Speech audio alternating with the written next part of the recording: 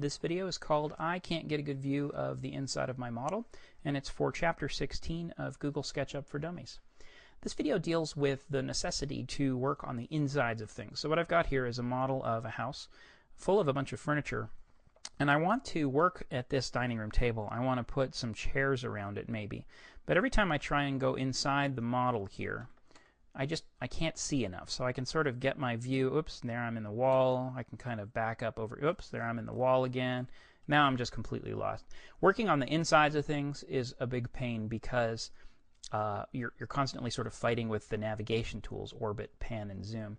What I'm going to do to get myself unlost here is hit this Zoom Extents button up here on the top toolbar. Zoom Extents looks like a little magnifying glass with red arrows around it. When I hit that, it zooms the whole model so it fills my screen. That's a good hint right there, because inevitably trying to work inside things means that you're going to get lost, so you're going to need Zoom Extents. The thing I'd like you to try is to try sections. So this is the first technique of two that I'm going to talk about in this video for working on the insides of things. Go to the Tool menu, Tools I guess it's called, and choose Section Plane. And when you do that, you get the Section Plane tool, and it's this kind of green rectangle thing that you can lay anywhere.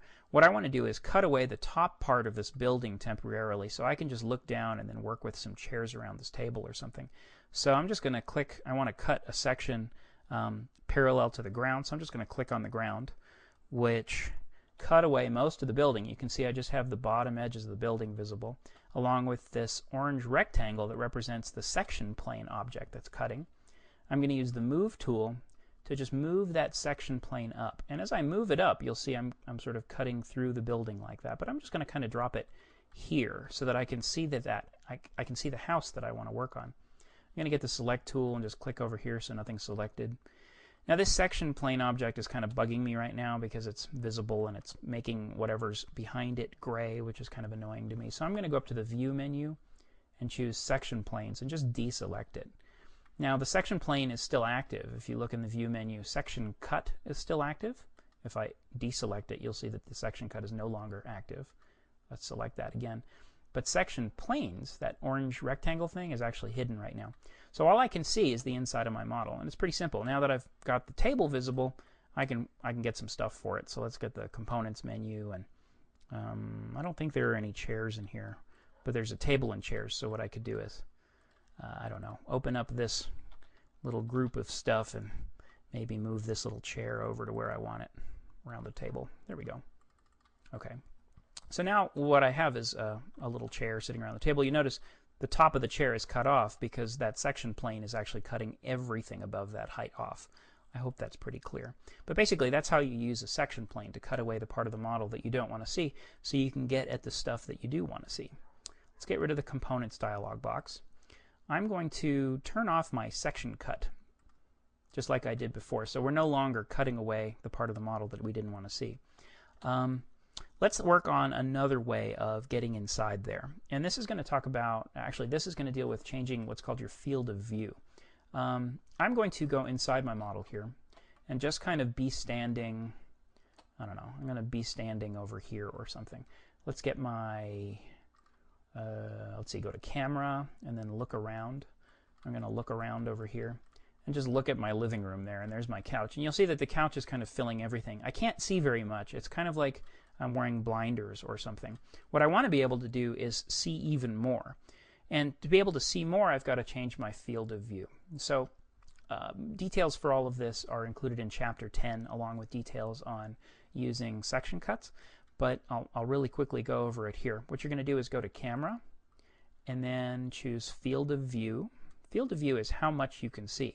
And if you look down here at the bottom of the screen, right there, I'm going to zoom in on the screen a little bit for you. It's going to say 30 degrees. 30 degrees is the angle of the cone that you can actually see right now. And there's drawings of this in Chapter 10 for you to look at. The key to being able to see more is to have a wider field of view. So instead of having a 30-degree field of view, I'm going to type in 45 and hit Enter. Now all of a sudden I can see more. I can see more in my model. Oops, I'm still in the Field of View tool, which is why things are kind of wonky here. But let's get it back to 45. What I'm going to do now is change that to maybe 60 degrees. There we go. And now that it's 60 degrees and I'm in, let's say, this tool, you'll see that when I'm standing there I can actually see a whole lot more. Okay, let's hope that actually makes sense. Let's go back to my look around tool. And now when I look around and my field of view is 60 degrees, I can see a whole lot more. There's another way to change your field of view too, and it might actually be a little simpler. Hit the zoom tool right here on the menu bar, or I'm sorry, on the toolbar. When you're in zoom, the default thing that you can set in the value control box down here in the lower right of the screen is actually the field of view angle in degrees, and right now we're at 60. Let's change that back down to 30 and see what we used to be able to see. See, that's a 30-degree field of view. That's a 60-degree field of view. So you can see that having a much wider field of view actually lets you see a whole lot more when you're inside things. So if we kind of turn around and look at that chair that I positioned next to the table, it's even better. Now, if I actually change my field of view to something wider than 60 degrees, let's go 90 degrees. Look how weird everything looks. Everything's really distorted and just strange, right? This is like the movie effect that people have when they've been drugged or poisoned or something. Everything starts spinning. So the key is, if you set your field of view too wide, things are going to look really strange. So I recommend a field of view of about 35 to 45 degrees for exteriors and no more than about 70-75 degrees for interiors. Okay, I hope that helps. All right, that concludes the video on getting a better view of the inside of your model for Chapter 16 of Google SketchUp for Dummies.